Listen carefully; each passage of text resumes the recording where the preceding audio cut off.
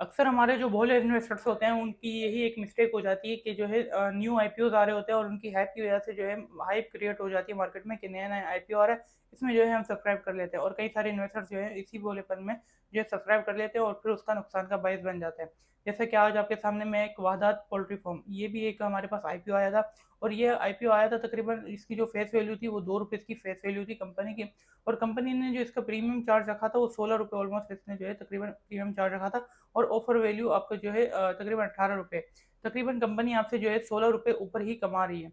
और कई सारे इन्वेस्टर्स जो हैं उसमें एक यही मिस्टेक कर जाते हैं कि जो है आईपीओ नया आ रहा है वो बाय कर लेते हैं और फिर एक दो कैप के बाद वो फिर स्टॉक नीचे आ जाता है। इसी की एक हमारे पास जो एग्जांपल है वो है पाक तकाफुल।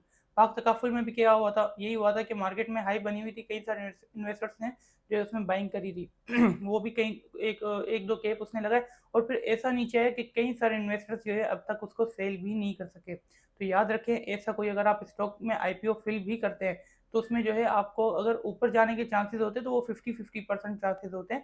100% नहीं है कि आपको जो है हाई साइड पर ही जाएगा। अगर हाई साइड पर जाए भी तो स्टॉप लॉस लाजमी यूज़ करें और जो है उसमें ज़्यादा से ज़्यादा कोशिश करें कि प्रॉफिट टेकिंग करें।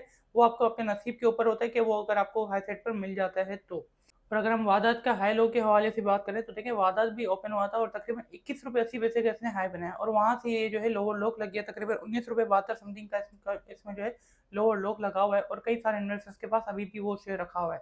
तो देखिए कभी भी कोई भी ऐसा आईपीओ आता है तो उसमें आप ये एक्सपेक्ट नहीं करें कि ये अभी और मजीद ऊपर जाएगा, बल्कि वो ऊपर जाए तो वहाँ पे कोशिश करेंगे प्रॉफिट टेकिंग कर लें और जो सेल कर देते वो फिर फायदे में रहते हैं और जो सेल नहीं कर पाते बेचारे उनके हाथ में फिर स्टॉक्स रह जाते, जैसे कि पाक तकाफुल में भी रहा।